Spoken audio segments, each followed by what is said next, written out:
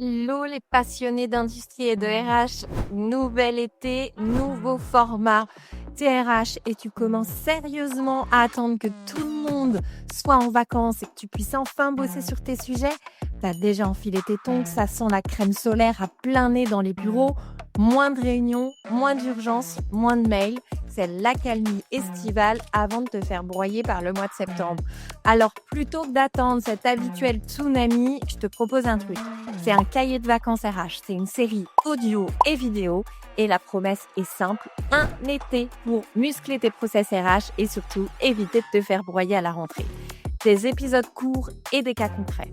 Et à chaque fois, un outil, un exercice ou un cas d'usage à tester dans ton coin ou en équipe que tu reçois dans ta boîte mail. Parce qu'on ne va pas se mentir, c'est jamais le bon moment de s'y mettre. Donc, c'est maintenant. Et si tu as envie d'aller plus loin après tout ça, je t'en reparle au courant de cet été. Mais d'abord, tongs ou pas, on attaque. Hello, bon, je suis trop contente de vous recevoir. C'est déjà le 3e épisode de notre série. Donc, si tu nous rejoins, alors c'est pas grave, tu peux prendre le train en marche. Mais l'idéal, c'est quand même que tu ailles écouter les 2 premiers épisodes. Et surtout, on est lundi, donc demain, c'est le premier jour pour recevoir ton cahier de vacances. J'y ai déjà mis des outils et des ressources en fait avec beaucoup de valeur. Donc surtout, j'ai hâte voilà que tu me fasses tes retours une fois que tu l'auras reçu demain. Donc c'est parti. Aujourd'hui, le thème du jour, c'est comment on prépare l'arrivée de son alternant RH ou de son nouveau collaborateur. Ça marche aussi, mais forcément, au mois de septembre, c'est la rentrée des classes, donc c'est la bonne occasion de faire un focus sur l'accueil et l'intégration d'un alternant RH.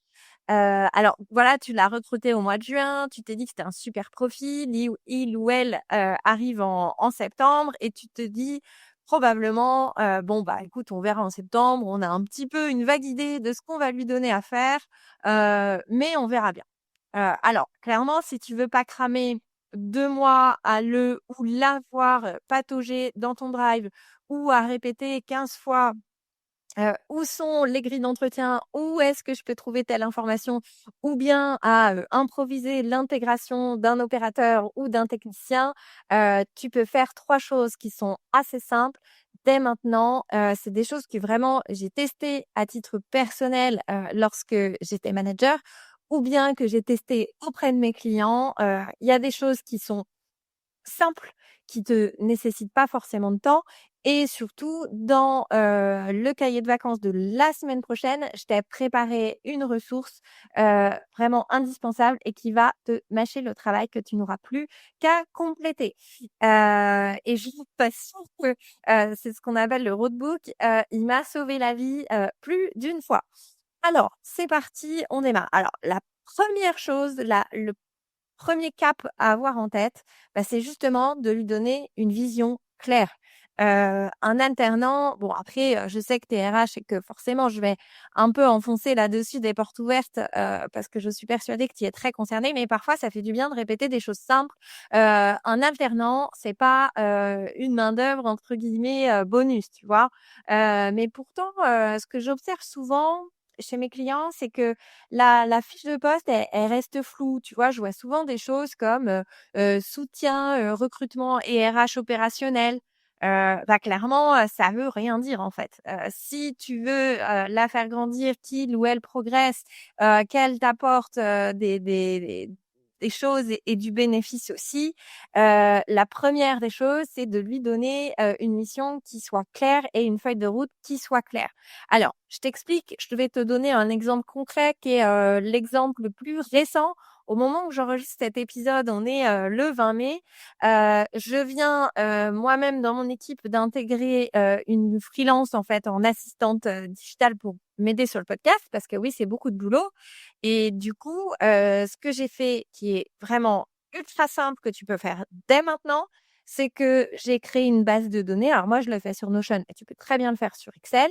J'ai listé toutes les tâches, qu'il y a à faire pour publier un épisode. Donc, il y a beaucoup de choses à faire en amont, mais il y a aussi beaucoup de choses à faire en aval une fois que j'ai fait l'enregistrement. Parce que l'enregistrement, c'est clairement pas ce qui prend le plus de temps. Tu vois, c'est un peu comme quand tu te mets à la couture, tu t'imagines que tu vas passer ton temps à coudre. Que nenni, hein, que nenni. Personne dit ça sauf moi. Mais tu passes carrément plus de temps à préparer que derrière ta machine. Et ben là, c'est le même principe. Donc, j'ai pris cette base de données, j'ai listé toutes les tâches que je gère et ensuite, j'ai marqué, qu'est-ce quelles sont les étapes où je suis indispensable. Forcément, elle peut pas enregistrer à ma place, typiquement. Elle ne peut pas préparer, les épisodes, les enregistrements à ma place et à l'inverse, qu'est-ce qui est délégable? Par exemple, les visuels, les mises en ligne, j'ai beaucoup heu, d'éléments à télécharger, de data à copier-coller. J'ai automatisé aussi certaines tâches grâce à l'IA. Tout ça, c'était délégable. Et pour faciliter son autonomie, avoir un cadre aussi pour qu'en amont, je puisse lui expliquer le sens de chaque étape, comment ça s'intègre en fait dans mon process de production de podcast complet. J'ai enregistré simplement avec une capture d'écran sur mon PC. J'ai fait une capture d'écran vidéo, j'ai posé ma voix dessus, donc je lui explique chaque étape et comme ça, elle voit mon écran et à chaque fois comment je fais ci ou comment je fais ça. Du coup, j'ai vraiment pas perdu de temps parce que j'ai réalisé ça en même temps que je faisais la production en fait de mon épisode. Donc le résultat, c'est que Claire, coucou si tu nous écoutes, elle sait ce qu'elle doit faire. Elle sait aussi quand elle doit venir me voir parce que pour le coup, il y a une étape de validation sur des sujets, comme, les contenus. Elle me propose, par exemple des angles pour préparer, mes contenus sur LinkedIn.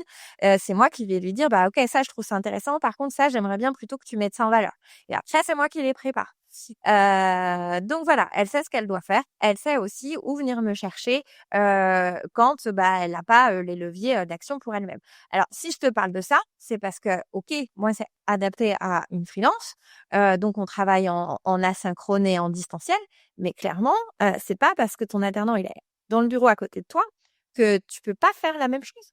Je trouve que c'est un tips, hyper facile à mettre en œuvre, qui te demande pas de temps, qui te demande juste de te dire: «Tiens, sur tel process sur lequel je vais le faire bosser, je ne sais pas, je vais, le faire bosser sur les mobilités internes. Quelles sont la liste entière des étapes que nous devons faire? Qu'est-ce que je peux, lui déléguer?» Et on peut aussi y mettre des étapes un peu progressives, en fonction de, son appréhension des sujets, et en fonction de sa rapidité à apprendre, en fait, tout simplement. La deuxième étape, c'est vraiment de prévoir un vrai, onboarding. Même si c'est light, voilà, c'est vrai que j'enfonce un peu une porte ouverte parce que je sais que tu es RH et je vais pas te convaincre de l'intérêt de faire un onboarding structuré. Je sais pertinemment que tu en as conscience, mais ici, l'idée, c'est de te donner un peu des outils et des astuces, un peu faciles à mettre en œuvre. Alors, pourquoi travailler vraiment son intégration, son onboarding? C'est, que sans repère clair, il ou elle risque de se mettre en retrait, de poser peut-être trop peu de questions, de pas être à l'aise ou à l'inverse, de t'interrompre, toutes les 12 minutes. En plus, bon, il faut aussi considérer que ton alternant, peut-être que c'est la première fois qu'il met les pieds dans une entreprise, donc il a pas les codes. C'est vrai qu'il y a un double challenge aussi au travers de cette intégration. C'est pas juste une intégration dans ton entreprise, pardon, c'est une intégration dans le monde professionnel. Donc à chaque fois, moi ce que je recommande, c'est déjà de poser voilà une présentation, bon de l'entreprise, on va faire l'entonnoir, mais ça c'est un basique. Une présentation de l'équipe, que tu puisses toi caler dans ton agenda, en amont un temps dédié avec toi dès qu'il arrive. Un livret de bord aussi pour qu'il puisse, se repérer. Alors l'idée, encore une fois, c'est pas de faire un truc, un peu crado, un peu moche, sur un Word qui va jamais ouvrir. Aujourd'hui, on a des outils, hyper faciles avec Canva ou autre pour que tu puisses lui faire un livret d'accueil qui soit visuel, qui soit sympa, limite qui soit animé et cetera. Donc ça peut être top. Tu peux aussi le faire, sur Notion ou je ne sais pas quel outil tu peux utiliser en interne, mais il y a plein de choses qui se font. Le conseil aussi, c'est vraiment sur, sur, ces premières semaines, peut-être pendant ces 2 premiers mois, au total et ces 1 semaines sur lesquelles il est vraiment en entreprise, de faire un point, hebdo avec lui. Encore une fois, il n'a pas les codes de l'entreprise probablement, donc hyper, hyper important.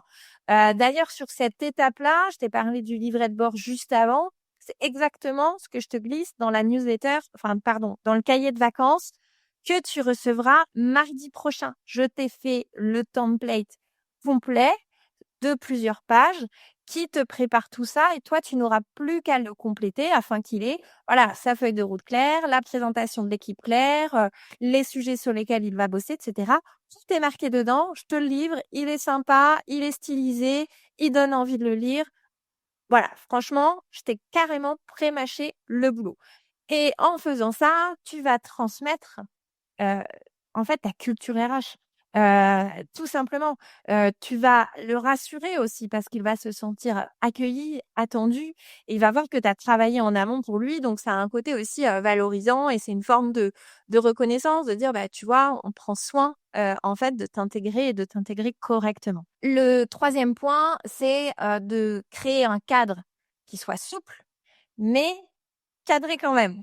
Alors forcément, ton alternant, il va faire des erreurs. Il va te poser 10 000 questions et c'est normal et les erreurs, bon, c'est vrai que forcément, on est sur des sujets plus ou moins sensibles en fonction de ce que tu vas lui donner, tes leurs erreurs peuvent avoir des répercussions importantes mais c'est pas grave parce que quelque part, c'est comme ça qu'ils vont progresser. La bonne astuce à ce moment-là, c'est aussi dans ce roadbook là que je te partagerai dans le cahier de vacances de la semaine prochaine, c'est aussi de noter, bah, quelle est la latitude qu'il a, qu'est-ce qu'il a le droit de tester, qu'est-ce qu'il doit valider, qu'est-ce qu'il doit te demander, en amont, avant de mettre en place ce qu'il a en tête. Typiquement, je reviens sur l'exemple précédent que je te donnais avec Claire qui m'aide sur, une partie du podcast, et je t'expliquais que j'avais marqué à quel endroit elle avait besoin, de ma validation. Possiblement, dans quelques semaines, dans quelques mois, eh bien j'aurai plus besoin de cette, validation. Je te rassure, j'ai pas mis des validations sur tout. Évidemment, c'est pas du tout le but, mais en tout cas, les points de validation qui sont essentiels et au fur et à mesure de l'avancement, et de la progression de ton alternant, eh bien, tu lâches, un peu du lest, sur les points qui nécessitent à être validés. Il va pouvoir vraiment s'adapter, avoir des règles qui soient, claires. Tu peux lui poser d'ailleurs les règles, tu vois? Sur ce sujet-là, tu peux me proposer. En revanche, tu me fais valider avant de tester. Vous pouvez aussi décider en équipe de créer une routine.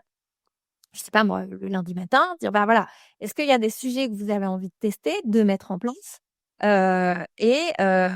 d'ajuster le curseur, de dire: «OK, explique-moi, quelle est ton idée derrière? Pourquoi?» et cetera. Ça, c'est des choses qui fonctionnent très bien pour que l'ensemble de l'équipe d'ailleurs puisse prendre un peu de hauteur. L'autre, je trouve, système qui fonctionne extrêmement bien, sur le fait de créer un cadre qui soit souple, mais avec des règles et une structure tout de même, c'est d'essayer au maximum de créer et de travailler de façon asynchrone. Hem, alors, c'est pas pour, te déléguer, pour t'empêcher ou pour t'éviter le plus possible d'avoir à l'accompagner en face à face. Au contraire, l'idée, c'est justement de venir faire du face à face un temps dédié et à forte valeur ajoutée. C'est vraiment seulement ça. Tout ce qui peut se faire en asynchrone, ça permet aussi de créer une culture de la traçabilité, et donc ça permet vraiment d'aller chercher de la mesure, d'aller comprendre et cetera. Tu vas dédier tes temps vraiment en one to one ou en équipe à des sujets qui sont vraiment les plus importants, à ceux que l'on n'arrive pas à régler de manière asynchrone et surtout, toi, si tu le manages ou si tu le tuteurs, l'intérêt que tu vas avoir, c'est que tu vas aussi être en capacité de gérer, plus facilement ton planning, de plus être en mode pompier et de l'aider à le faire grandir par justement l'asynchrone. Alors, ce que je recommande sur la partie, asynchrone, moi j'utilise Notion, mais je sais qu'en entreprise, en corporate, voilà, évidemment, c'est pas forcément, l'outil que vous utilisez, mais tu peux structurer un Google Doc, ou je sais pas ce que enfin, ça peut être aussi via, des Teams, équipe ou ce genre de choses, où il peut noter ses différentes questions. Évidemment, les questions urgentes, il vient te voir, mais si c'est pas urgent, bah, on note la question et on revient dessus plus tard. Ça peut être un process, bah, comme je t'expliquais, tu as fait, la capture d'écran de ton process, bah, hop, il peut venir, la noter. Tiens, j'ai rencontré telle problématique à telle étape. Pourquoi? Est-ce qu'il y a quelque chose que j'ai mal fait? Peut-être que je n'ai pas les accès, et cetera. Et ensuite, lorsque vous voyez en point hebdo, bah, hop, vous rebalayez tous ces sujets-là.